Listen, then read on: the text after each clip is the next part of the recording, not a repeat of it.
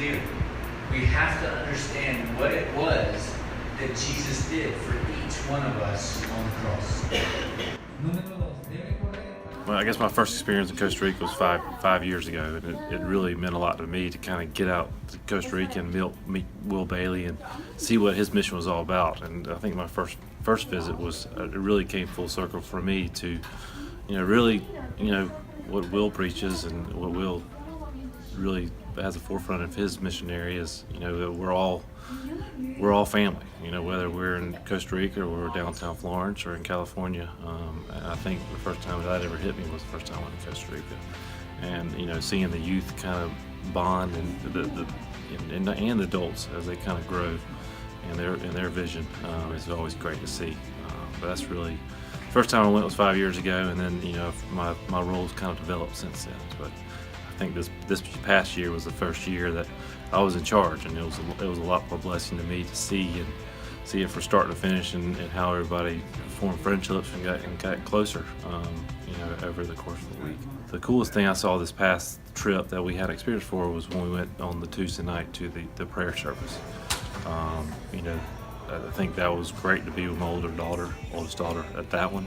But also, they were praying for you, and you had no idea what they were saying. And I think there wasn't a person in there that didn't know that, they were praying for us like family.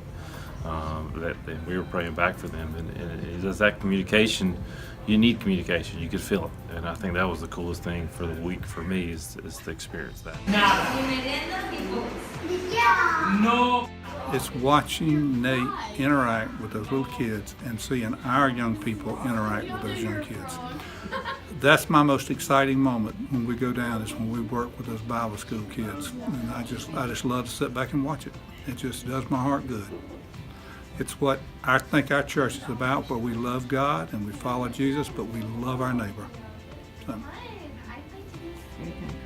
17 out of the 29 were college age and younger. What was it like to have so many young people on the trip? This trip was a blast because of that. Because this crowd was great. We have had less that have been harder, but this crowd was a lot of fun. They embraced everything we were trying to accomplish, and they took the ball with it, ran with it. They were just a great. It's awesome. They got along well. Yeah. Each and every one of the young people were carrying their own weight and getting the job done. That was something I was pretty proud of too. Rick, what was new to you with this group? You've seen it all. You've done just about you've seen mission work in Peru with young people and mission work in Costa Rica for years now. How is this group different? It seems like every time we take young people down, they interact with the young people down there, and it's just like meshing together, like they were friends for years and years and years. Even though they can't speak the language, they come together. I watched them out playing soccer on the road with those kids, and it was just, to me, that's what this is all about, is those relationships that they build. Very good. When you go on a mission trip, a lot of times you kind of get away from your regular routine, and you're able to, change up the way you do things in such a way that you have these, incredible experiences. Definitely just like waking up in the morning and just be like, wow, or like going to sleep like, wow, I changed someone's life today. Yeah. Really helped out. That was just a great feeling. Yeah, pretty cool.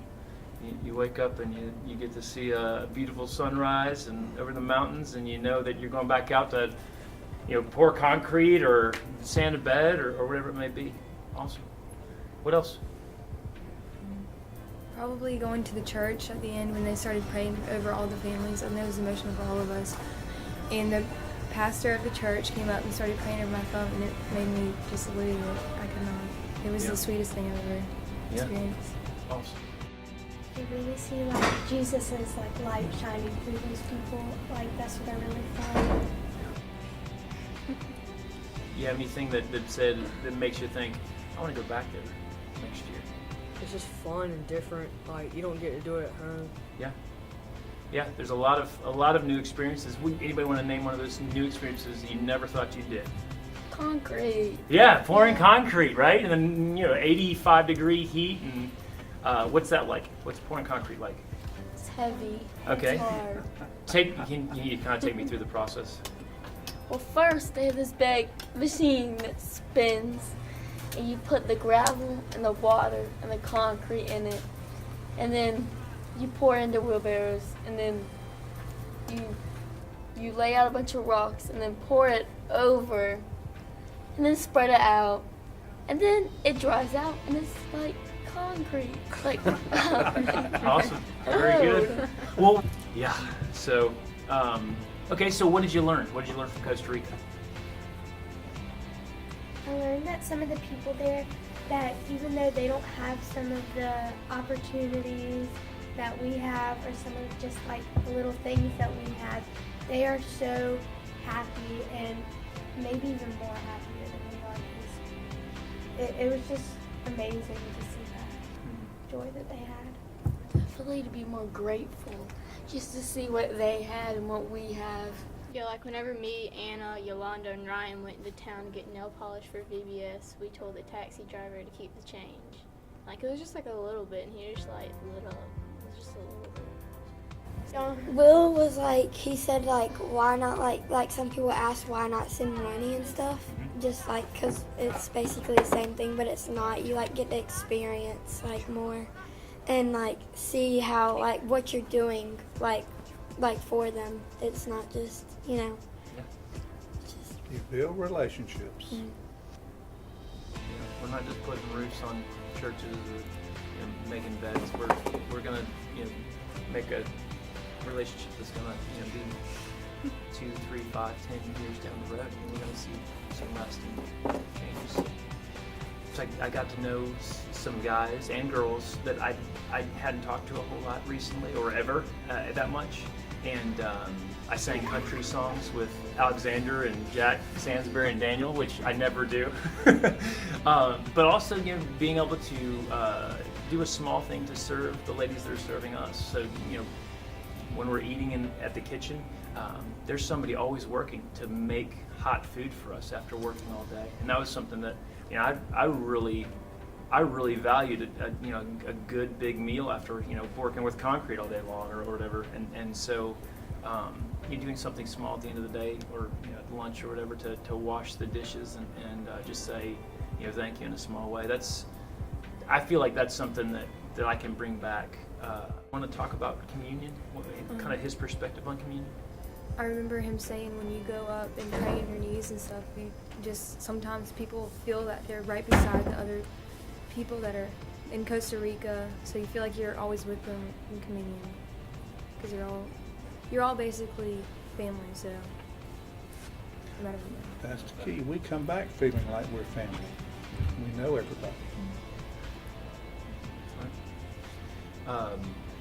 So the first of the month when we're taking communion here at Central, you can think about Johan. You can think about Henry and his popsicles, and you can think about Bitsa or some of the little children that you played with, or you can think about the many opportunities that you had in Costa Rica, because you're joining in with the church all over the place when taking communion. It's great.